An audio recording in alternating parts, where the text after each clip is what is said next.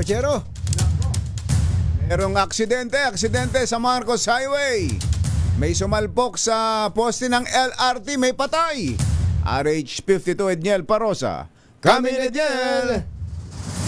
Jerry at Anthony, patay itong isang lalaki matapos sumalpok ang kanyang minamanehong kotse dito sa poste ng LRT2 sa bahagi ito ng Marcos Highway, sakop na ng Pasig City.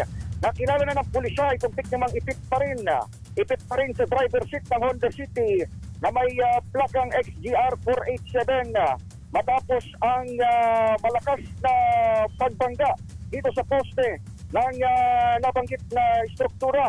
Wasak na wasak itong nguso ng sasakyan at tuklap naman yung kaliwang bahagi nito dahil na rin doon sa dagdag na efforts ng ating first responders para sana ilabas itong katawan ng biktima. Pero sa mga oras na ito ay pahirapan pa rin may angat o mahugot man lamang itong katawan na idineklarang wala ng pulso at hindi na humihinga kayong pasado alas 7 ng umaga. Nakuha na sa loob ng ID na hindi mo na pinangalan ng biktima at tawag na rin ng pulisya sa kanyang pamilya, yung kanyang sinapit, papatungo na umano dito, yung kanyang mga kaanak. Kwento ng saksing empleyado ng gasolinahan dito.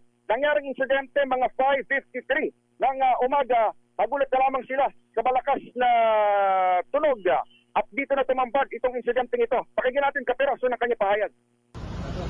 Lakas talaga ang kalabog niya, sir. Para sa kalabog? So, bigla namin tumakbo dyan. Akala namin buhay pa eh. Oo. So, wala na. Kaya talaga eh. Ang umusok pa kanina? Ha? Oo, umusok pa yung sakyan eh. Maliban dito sa biktimang driver ay wala nang ibang sakay na tao. Yung Honda City, maliban doon sa isang aso.